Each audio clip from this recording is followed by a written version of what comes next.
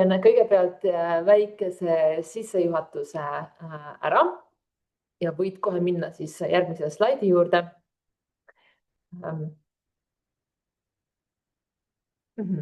Et kõigepealt natukene räägin siis Johan Skytte poliitikauuringutest üldisemalt. Et võib-olla kõik ei ole kursis, kuigi siin nimekirjas on ka mõni tuttavam nimi, kes tõenäoliselt Skytte instituudist juba üht koma teist ka teab.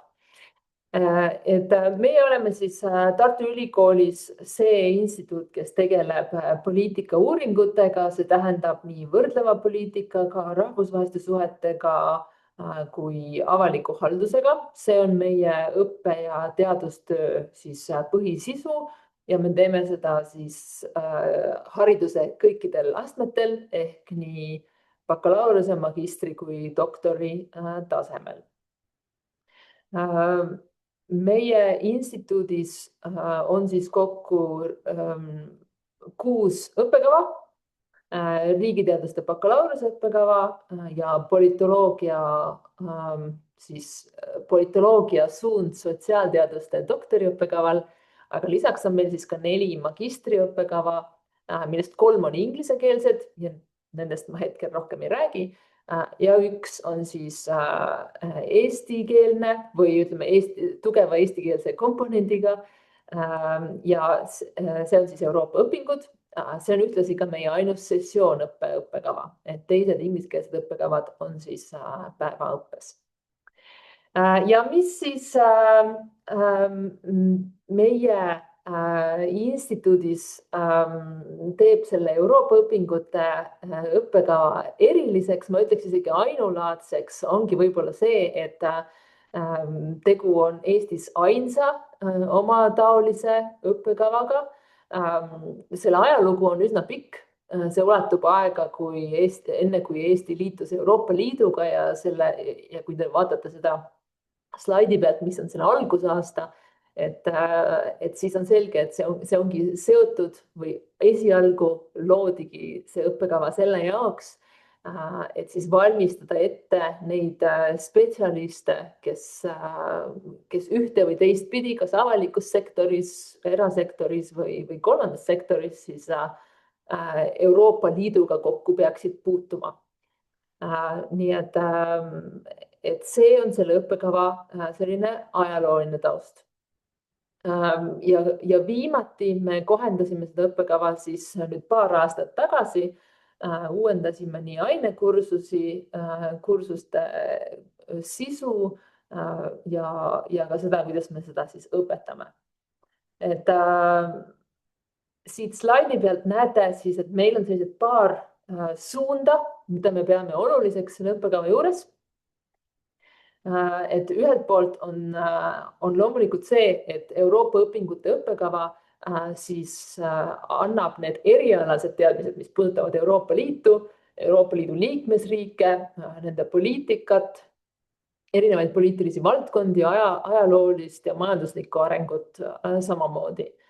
Aga teiselt poolt kindlasti see eesmärk on see, et lisaks erialastele teadmistele oleks olemas ka sellised oskused, mis tulevad kasuks siis sõltumata sellest, kus kohas inimene täpselt töötab, ehk siis mida me nimetame ülekantavateks oskusteks.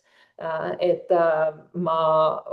kui ma lõpetan Euroopa õpingute õppekava, siis ma olen selline spetsialist, kellel on hea analüüsioskus, kellel on lai silmaring, kes suudavad siis ennast juhtida ja selles õppeprotsessis nii-öelda nagu oma tegevust mõtestada. Nüüd siia juurde ma võin ka öelda, et igaüks, kes kunagi on õppinud sessioonõppes või ütleme siis töötanud ja õppinud samal ajal, et siis et see ajajuhtimise ja enesejuhtimise oskused on kindlasti nagu üks asi, mis tuleb just sellise protsessi käigus. Nii et ühelt poolt siis erialased teadmised ja teiselt poolt siis sellised nii-öelda tulevikuoskused sinna juurde. Võib minna järgmise slaidi juurde. Mida siis see täpsemalt siis tähendab? Et kuna tegu on sessiooniõppe õppekavaga, siis sellel on teatavad eripärad võrreldes võib-olla sellise päevaõppes õppimise, mida peetakse tihtipeale tavaliseks õppekavaks, eks ole. Et siin meil on kontakttunde on oluliselt vähem ja see tähendab seda, et kõik see, mis meil toimub siis, kui me oleme klassiruumis koos, et see on kõige tähtsam osa sellest, kõige väärtuslikum osa sellest õppimisest. Nii et selle jaoks, et seda õpet või seda õppekava siis edasi anda, et siis näete siit slaidilt ka, et me püüame siis leida selliseid õppemeetodeid, kuivõrd meil ei ole kogu aeg võimalik käia nädalast nädalasse olla klassiruumis, siis me peame lähenema sellele paindlikult, meil peavad olema sellised õppemeetodid, mis toetavad siis üliõpilaste õppimist ka siis, kui parajasti ei ole see sessiooni aeg.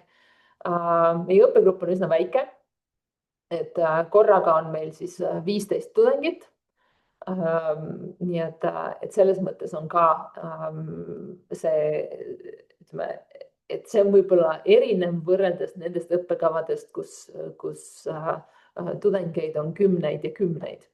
Nii et see õppimine selle võrra on ka mugavam ja võib-olla rohkem juhendatud. Kindlasti on meie õppekavas oluline see praktiline pool ja valdavalt me teeme seda siis praktikute ja külalisõppejõudude kaasamise kaudu.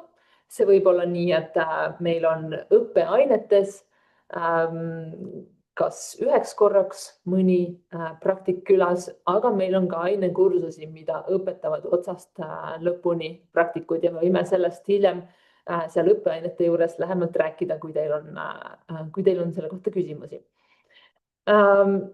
Nii et me proovime siis integreerida sellist õpi- ja töökogemust, et kuna sageli meie üliõpilased sellel õppekaval on juba töötavad inimesed, kes tulevad oma sellise erialase taustaga, siis see on nagu hea võimalus, kuidas seda meie akadeemilist teadmist siduda siis selle praktilise kogemusega seal juures.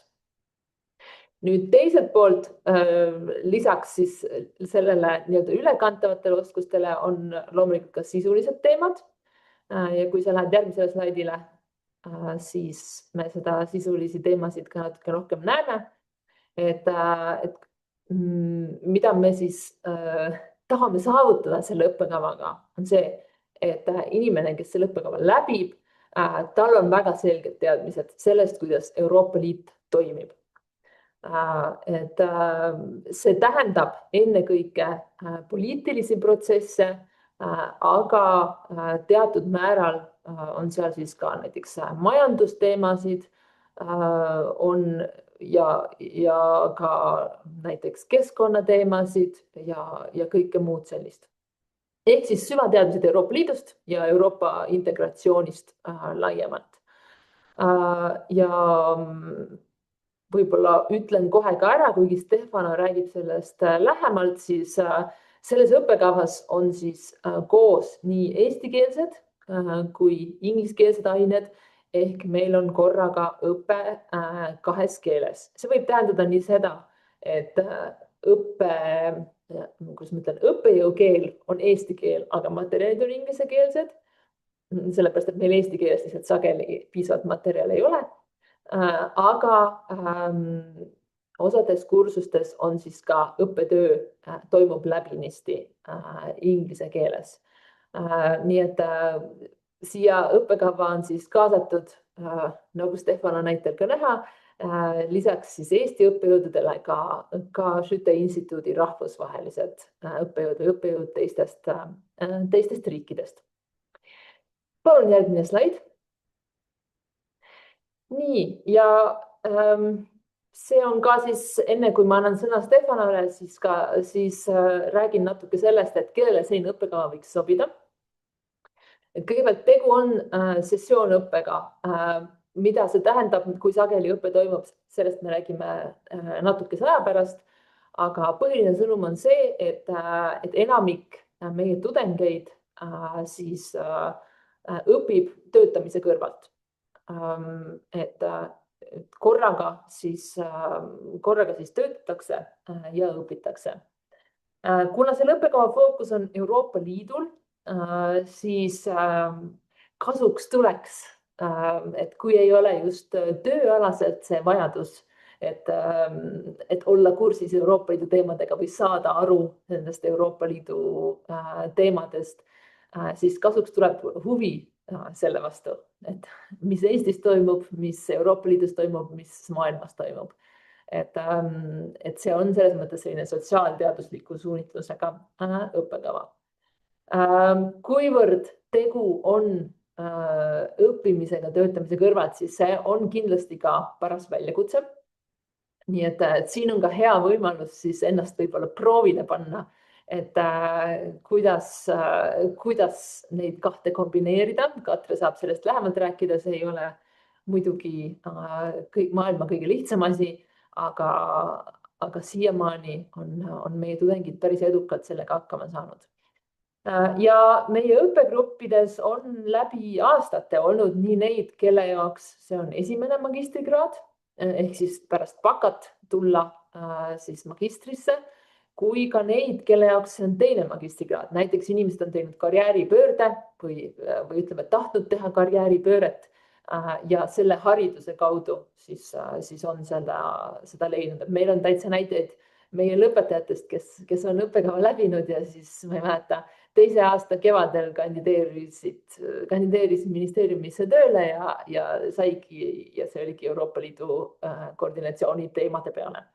Aga nad on ka neid, kes juba töötavad selles valdkonnas ja siis tegelikult tunnevad, et on vaja rohkem aru saada sellest, mida need Euroopa Liidu institutsioonid teevad, kuidas see poliitika kujundamise protsess käib ja nii edasi. Nii et see kava selles mõttes sobib mõlemal juhul. Ja tõepoolest meie õppijate taust on väga erinev. Et see ei tähenda seda, et peab olema tingimata õppinud varem riigiteadusi või politoloogiat, kuigi eks ta tuleb kasuks teatud juhtudel, on siis lihtsam. Aga tegelikult on nii, et meie õppijad on väga erineva taustaga. Et just kuna sageli, ütleme, need karjääriteed ei ole ju enam nii lineaarsed, et see, kuidas elu käib, et võib ka juhuslikult sattuda näiteks mingisuguste Euroopa Liidu teemade otsa või hakata sellega kokku puutuma. Et selles mõttes mitte ükski haridus ei ole siin ütleme nagu ebasobiv. Et küsimus on pigem selles, et mis on siis iga kandidaadi või iga õppija selline unikaalne profiil, et kuidas see Euroopa Liidu õpingute alane haridus siis seda täiendaks. Ja kindlasti, kuivõrd tegu on õppekavaga, kus õpitakse nii eesti kui inglise keeles, siis me eeldame, et inglise keele oskus oleks selleks õppimiseks piisav. Et ei taha siin kedagi ära hirmutada, aga ütleme, et kui see keeleoskus vajab värskendamist, siis on päris hästi, siis saab kindlasti hakkama. Aga kui veel ei ole seda suutlikkust inglise keeles lugeda ja kirjutada, et siis võib-olla on see õppimine keerulisem. Nii et inglise keeles võiks ennast tunda mugavalt. Ei pea olema täiuslik, see ei ole nagu põhiline, aga peab selleks, et õppeprotsessis osaleda, peab kindlasti seda keelt piisavalt oskama. Nii et lühidalt kokkuvõttes, kui on kas tööalane või isiklik huvi nende teemade vastu ja on selline valmisolek mõned nädalavahetused ohverdada nendele õpingutele ja enese täiendamisele, et siis võiks Euroopa õpingute õppekava olla päris hea valik. aga vahepeal ma annan nüüd sõna edasi Stefanole, kes räägib ka, et mida see õppekava sisu endast kujutab. Ja Stefano räägib inglise keeles. Ja, aitäh, Maili. Tere tulemast veel kord minu podcast. Yes, as Miley said, I will continue in English. And as she said, like, yeah, this is, let's say, one of the two working languages of this program. But the good thing is that none of us is native English speakers. So that's, let's say, we are not over picky. Now, I will introduce a bit the structure and the logic of the curriculum, and then I will go a bit more into details of what it contains. Again, as Mario already said, the program that we offer fits very well, let's say, a flexible approach to learning. It doesn't mean that, of course, you don't have to put the necessary effort in it, but somehow that you can make a good and potentially wise use of your time. That's why, again, I believe it's appealing, as also Miley said, to both working people, but also to maybe even fresh graduates who might simply want to have more time to dedicate to other activities beyond and aside learning. This implies that we have in class, and here I want to stress, so we meet in person 7 times a semester. That's going to be Friday and Saturdays. Plus, we have what we call an online window of learning, which takes place now on Wednesday evening, to allow you basically to join remotely without stress, especially if you're working. As Bailey mentioned, this program is predominantly in Estonian. That's around 60% of the courses, but however, with a component of English language, that's around 40% of the courses. So indeed, a knowledge of English is somehow required in order to factually conclude the program. We are quite proud of the fact that while the program provides a good theoretical, conceptual knowledge of the European integration process, of the EU, of the way it works, of its policies, it also puts a lot of emphasis on the practical and applied side. And this somehow is done through 2 things. On the one hand, let's say our approach to learning. That means that our classrooms are all but, let's say, boring lectures in which someone speaks for a long and prolonged amount of time, but combines, let's say, more traditional lecture with seminars, simulation, role games, interaction, and overall, let's say, student-led approach to learning. It's also a good way to make the most out of the 2 days in which we are together. The second one, we have a team of Estonian international lecturers that, however, brings also on board policymakers, practitioners, experts, and so on. So we try to bring experience into our classrooms. In addition, you have basically 2 ways to conclude the master program. One is by writing an MA thesis, and the other one is basically to conclude your studies by means of a final comprehensive exams, which is more project-based. Now, in terms of the curriculum structure, the curriculum basically consists of 4 modules. I mean, formally 5, but I will not spend too much time on the optional one. But basically 4 blocks that I believe are fundamental in order to provide you with really the strong tools to then make the most out of your degree. I will start basically with the EU core module. The EU core module is the one that basically provides the foundation of the necessary knowledge when it comes again to the integration process, European Union politics, and more broadly speaking, European studies. These are the foundations. To some extent, you should think about it as sort of, the base of a building. Then basically, we have methods and skills module. This is the module that somehow allows you to do mainly 2 things. On the one hand, to write your thesis or engage in your final comprehensive exam with the necessary, let's say, with the necessary knowledge and the necessary tools to do it in an effective way. So again, methodology, but also, for example, how to write a project and so on. On the other hand, it also gives you the skills that can be more practically applied in work life. Again, communication skills, or for example, again, negotiation and so on. Then we have the policy and governance module. The policy and governance module, unlike the core module, basically focuses on key and I would say fundamental policy areas that nowadays I would argue are at the top of the agenda of EU policy making and decision making. So to some extent, while the core module provides, let's say, the necessary knowledge to understand how this complicated machine works, the policy and governance module focuses on what it does. And as I said, in all of them, you will have always an applied component in which you might really see not only what it does, but also how it does it. And then we have the thesis module that I said consists both of the final comprehensive exam or of the thesis. Overall, you will have 7 quite compact and intense meetings per semester. When it comes to the core module, we try to keep it all within the first year.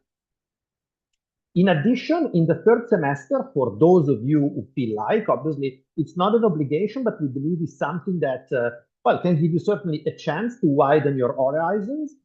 We have a mobility window in the third semester, and that's the time frame within which we suggest you to, for example, spend a time abroad, study time abroad within the framework of Erasmus or other opportunities, or conduct an internship.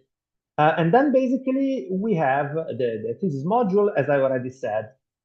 This is the one that normally comes into fruition in the fourth semester, and that somehow consists either of the thesis or of the final comprehensive exam. Here you can see our menu. These are the courses of the first 3 modules: Method and Skills, EU Core Module, Policy and Governance Module. You will see at the side of each course, whether it's taught in English or in Estonian, and you will also see the amount of ECTS. You will also see the ones in bold, that for you to know in case, again, you will join our program, and the ones that are forthcoming in the next semester. As you can see, again, we have in the policy modules a lot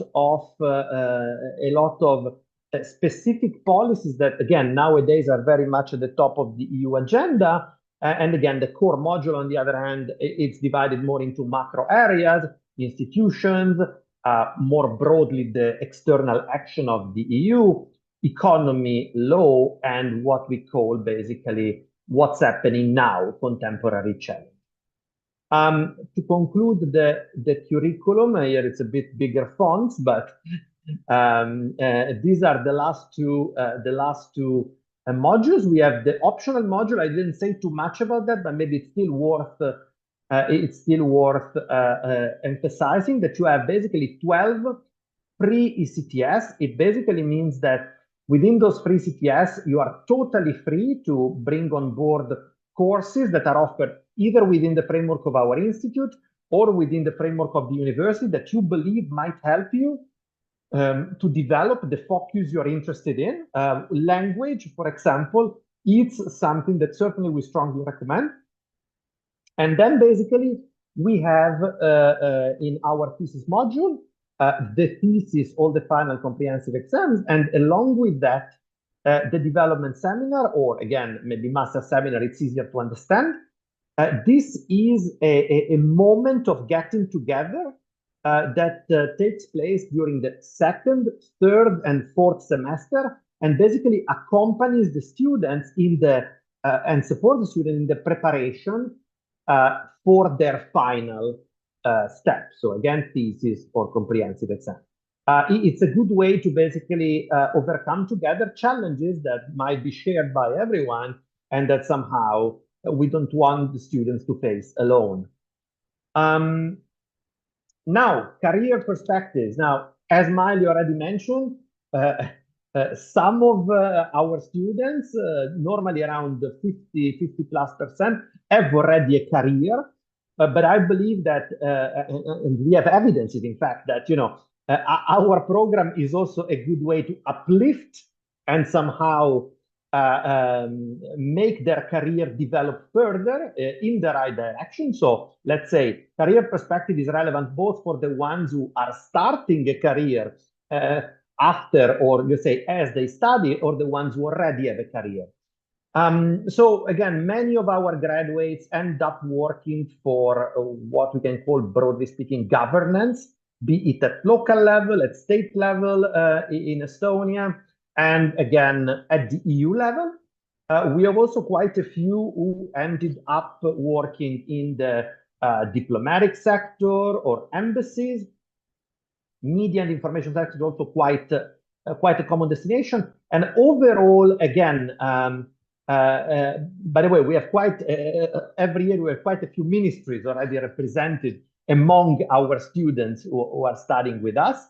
And then again, some, I would say, make the most out of the courses of project writing and so on. So we have quite a few working in third sector, projects, funding, and so on. Private sector, and of course think tanks, which again connect quite well also with media and information sector. Overall, I would say that the same as the as the arrival point, as Miley said, we are not only multidisciplinary, but we also have students from every walk of life. Also, when it comes again to the out point, our students somehow go in very different directions when it comes again to their career after the master program. But I would argue that, let's say, in all of these destinations, European studies help somehow to foster their career perspective and to develop their career. Maybe the last thing from my side, because then I will throw the ball back to Miley. Again, maybe I want to stress one thing which I believe is important to bear in mind. I mean, we, in terms of formal learning in class, we meet basically 7 times a semester, which might not sound much. In fact, is not so much, but it also brings together many other things, which I believe it's important to stress, because otherwise, let's say, the impression that you might have of our program might be more limited than what it actually offers you. Well, more broadly speaking, European studies offer you a wonderful opportunity to kind of, learn not only in formal terms, but also, again, through a lot of side activities and side opportunities that really can enrich you in so many directions. Again, we have what I dare to call the legendary Keriku Autumn School. It's something which at our institute goes on for more than, probably I'm even wrong, for more than 3 decades. Am I correct? Yes, more than 3 decades. And it's a great opportunity, for example, to get in touch with policymakers, top policymakers in Estonia, and sometimes abroad. We have writing boot camps to support our students to write their thesis. Again, just recently we had one. Miley was also there, and 10 of our students were writing together, let's say, in a very effective way. We have events, conferences, public lectures, basically everything the institute organizes, and I can tell you it's quite a lot. It's open to you as students to join it. We have study visits. Katre can tell you something about a recent experience that we had in Brussels with a simulation of the European Council. We have, again, plenty of opportunities that to some extent are really there somehow to take advantage of in terms of autumn school, summer school, workshops, simulations, which you organize as part of the broader activities that the institute offers. As I said, also not obligatory, certainly, but certainly an opportunity to consider if you can. We have the possibility to study abroad as part of Erasmus or other framework, internships, and again, we have student events, sport, and so on. So what I want to say is what we offer is an experience which certainly goes beyond the classroom itself and to some extent really tries to offer something which is 365 degrees around you if you are interested in that and somehow that you can calibrate in the best way that works for you. Ma arvan, et minu poolt see on kõik. Praegu siis annan sõna tagasi Mailile. ja aitäh, Stefano. Mul on ainult üks slaid, sest ma tahan kindlasti Katrele sõna anda, aga räägime ka ära selle praktilise poole siis, et kuidas see kandideerimine käib, et meil on siis 2 hindamiskriteeriumi. Ütleme, alustame sellest, avaldust saab esitada juba praegu ja kuni 30. juunini infosüsteemis SAIS. Ja hindamine siis käib erialakatse ja keskmise hinde alusel. Ja selleks erialakatseks on siis intervjuu, mis toimub motivatsioonikirja ja CV alusel. Ehk siis me vestleme kõigi kandidaatidega suvel. Ja keskmine hinne on siis eelmise õppeastme keskmine hinne, mis arvutatakse diplomi pealt. Ja mida siis intervjuuks või millest siis intervjuul juttu tuleb, see on siis need 4 küsimust, mida on näha siin slaidil, ehk siis mis on huvi ja motivatsioon õppida Euroopa õpingute õppekaval, kas on mingisugune, ütleme, kas on mingi selge nägemus või kas on mingi, mis see nagu põhjus on, miks on huvi Euroopa õpingute vastu konkreetselt, siis võib-olla ka konkreetsemalt, et mis on see, mida sooviksite nendelt õpingutelt nagu saada, et mis on see spetsiifiline nii-öelda teadmine või kogemus või muu, mida siis sooviksite tegelikult magistriõpingute käigus omandada. Ja natukene tuleb kindlasti arutluse alla see, et kuidas need õpingud ja näiteks tuleviku väljavaated on siin kaunilt kirjutatud, et põhimõtteliselt kuidas siis võib-olla karjääriga seostub, kuidas neid õpinguid ära kasutada ja kuidas seostub siis senise elukäiguga see ka, et see on pigem nagu arutelu sellel teemal, et mis teemad huvitavad, millest või mis võiks olla selline teema, mis sobib näiteks magistritööks, et kuidas, mis on siis see konkreetne huvi sellel õppekaval õppimiseks. Nii et midagi hirmsat ei ole. Teadmisi ei küsita, millal loodi Euroopa Liit, seda ei küsita, et seda me hakkame siis juba õppima siis, kui läheb õppimiseks. Aga nüüd ma annaksingi sõna siis Katrele. Ma arvan, Stefano, sa võid kohe lõpetada selle jagamise ka. Et Katre, räägi natukene oma õppimiskogemusest, kuidas Euroopa õpinguteni jõudsid ja kuidas sul läinud on? Aitäh. Üldiselt ma kirjutan kõigele alla, mida siin öeldud on, selles mõttes vastab tõele, aga mina olen esimese aasta magistrant ja üldine kogemus on väga positiivne. Eriti, et mina kui õpilane ei tule rahvusvaheliste nagu suhete valdkonnast, siis selles mõttes on tõesti programm nagu väga seda laiendav. Ja need ained, mis meil on ikkagi väga seinast seina, et näiteks eelmine siis ütleme semester oli meil Euroopa laienemine ja julgeolekuteemad, projektide kirjutamine, aga nüüd on näiteks Euroopa majanduspoliitika, haridus ja regionaalpoliitika. Ja nendest kõigist leiab igaüks ka endale mingisuguse magistritöö teema, millega siis mingisuguse nurga, mida siis uurida. Ja vastab ka tõele, et see õppeainest need saadud teadmised, mis me nagu raames õpime, siis need on väga tugevad ja õppekorraldus üldiselt, kuidas midagi toimub, millal miski toimub, on alati Stefano poolt ära selgitatud ja alati selles mõttes vaja. Selles mõttes tudengitele on ta alati olemas olnud. Ja kursus koosneb ja ka selles mõttes eelmistel aastatel väga erineva taustaga inimestest. Kõigiga olen rääkinud, mitte kellelgi ei ole veel igav hakanud. Iga inimene toob enda valdkonnast ka mingisuguseid teadmisi, et klassidiskussioonid on väga-väga huvitavad, et see perspektiiv, mida nagu, kuidas üks asja näeb ja kuidas teine, et need satuvad kokku ja tõesti väga-väga-väga paeluvad. Ja üldiselt on aasta või üldse õpingud väga kiiresti möödunud.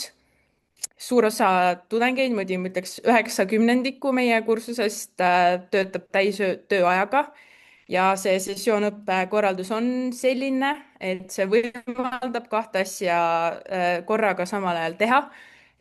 Nagu Stefan ütles, on 7 kohtumist üle nädala ja ikkagi igal korral on väga-väga soovitav kohal käia. Et ka meil on puudujaid selles mõttes vähe, et kes miskipärast tunnis ei osale. Ilmselgelt on kiiremaid perioode. Kursuse keskpaigas hakkavad tulema kodutööde tähtajad, mis tuleb esitada, aga need on kõik ette teada ja see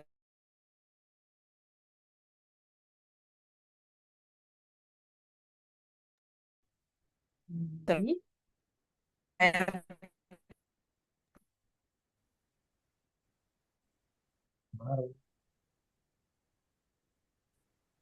nii, ühendus vist Oh, katkes. yeah.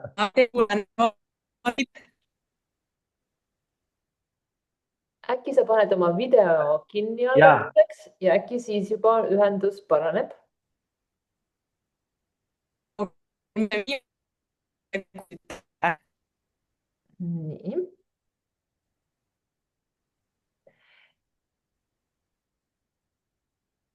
okei, nii vaatame, kas Katre tuleb tagasi, aga vahepeal ma juba siis annan võimaluse, et kas on kellelgi tekkinud küsimusi, millele me saame vastata. Et kui on, siis andke palun märku, võib-olla on mingid asjad, millest meil ei tulnud pähe rääkida, aga mis oleks kindlasti olulised ka mainida. nii. Oh, Mis on see Katre on viimane asi, tagasi. mis te kuulsite? Ma seda küsisin enne. Me kuulsime seda, et kes seda enam mäletab, kõik töötavad täismääraga. Jah, et põhiliselt ongi, et sessioonid on üle nädala ikkagi, selles mõttes soovitan väga ise ka kohal käia, et ja see Brüssel, mida Stefano mainis, see oli tõesti väga vägev kogemus. Sinna Tartu Ülikoolist läheb 2 Schütte tudengit, mina olin üks nendest ja siis me saimegi Brüsselis päriselt istuda nende laudade taga ja proovida läbi seda protsessi, kuidas siis Euroopa Komisjonist tulnud akt jõuab nõukogusse ja kuidas see siis pärast läheb edasi veel parlamenti, et selles mõttes neid võimalusi ikkagi tekib ja mul on väga hea meel, et ma sellest kinni võtsin. ütle, Katre, ikkagi, mis siiamaani kõige raskem on olnud, et ega siin me ei ole kokku leppinud, et sa räägid ainult ilusaid asju ja kui hea kõik on, et räägi ikka, kuidas päriselu ka on, et mis kõige raskem on siiamaani olnud. kas sa töötad ka, ja mina olen üks nendest, kes töötab. Et eks ma ütlekski, et see kõige raskem ongi selle tasakaalu leidmine, et kuidas see töö ja kool kokku sobitada. Et ained on selles mõttes 6 EAP-lised, et need ei ole sellised 3 EAP-lised pisikesed nupukesed, et seal töömahtu selles mõttes ikkagi on ja lugemismaterjal kõik pärast testid tuleb selles mõttes ära teha ja ma ütleks, et kõige raskem on praegu näiteks kõik asjad ilusasti valmis saada, et noh, nagu ma ütlesin, et pärast seda lähen kirjutan edasi oma kodutööd, aga muidu on selles mõttes ikkagi toetus olemas ja õppejõud on ka väga-väga vastutulelikud, et kui tõesti ikkagi kursusega öelda, et meil on nüüd siin ühel nädalavahetusel 3 tähtaega, siis meil on ikkagi mingisugune selles mõttes lahendus võimalik leida. Okei. Aitäh Katrele. Kui mul ei tule hetkel ühtegi head küsimust pähe, aga äkki meie kuulajatel on mõni hea küsimus, mis nad tahaksid sinu käest küsida. Et ma just hakkasin siin sõna andma, et äkki on kellelgi huvi millegi vastu. Kas on küsimusi? Või kirjutate chatis, jah, teine variant on ka.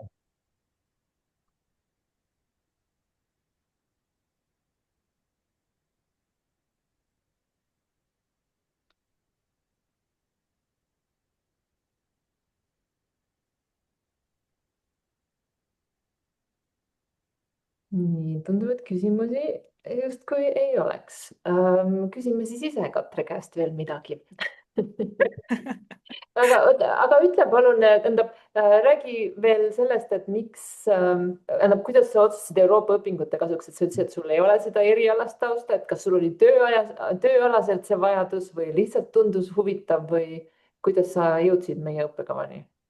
Mina jõudsin tegelikult Euroopa õpinguteni siis sama Lossi 36 teiselt korruselt, et minu taust on ajakirjanduses ja kommunikatsioonis ja selles ma leidsin endale huvitav uurimisvaldkonna, ütleme siis eesti ja venekeelse auditooriumi näol, aga seda just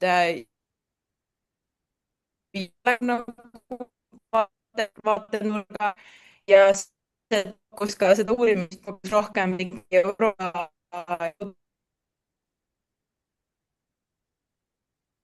Nii. Natukene läksid meil jälle kaotsi. Aga ühesõnaga siis oli see ilmselt siis selline nagu huvi, erialane huvi, siis mida siis oli võib-olla huvitavam siin meie õppekaval siis realiseerida. Ja see on tegelikult nagu üsna tüüpiline juhtum, ma ütleksin võib-olla meie tudengite puhul, et enamasti see taust, ütleme umbes pooltel inimestel ei ole tegelikult riigiteaduste või politoloogia või sellist tausta.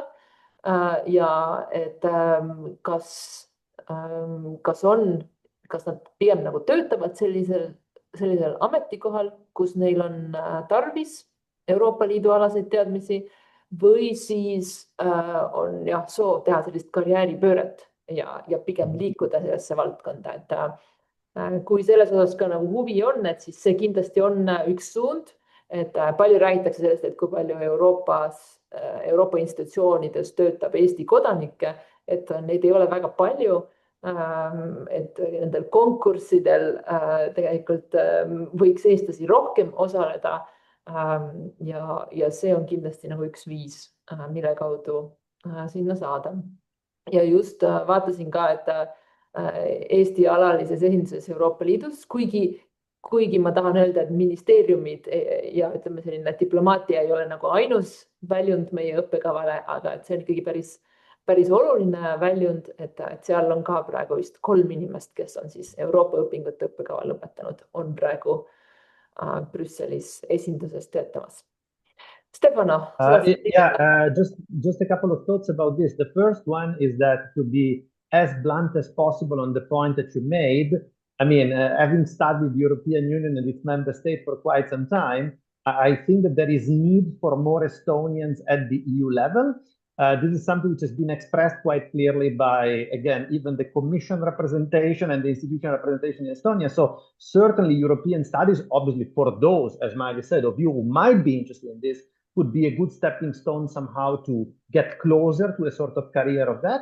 And maybe the other thing about, again, the diversity of the program. I mean, Miley was just mentioning before, and I also mentioned that, yes, some of our students are working, others are not. Some are from, let's say, political science, international relations, others are not, and so on. And I would say that this is really, it's more a plus than certainly a minus, because it's a great way for people who come from different walks of life to interact.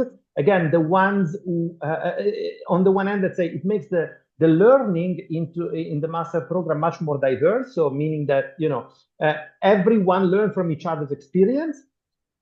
It's a great way, again, to connect also directly to policy making, decision making, and again, widen your career. And at the same time, it's also, and we have seen that in the past, a great way for networking. Again, exactly because there is quite wide diversity in terms of students, in terms of disciplines, and so on. So I think it is one of the big pluses of our program. Nii, aga mulle tundub, ma annan veel viimase võimaluse küsimusi küsida, kui on.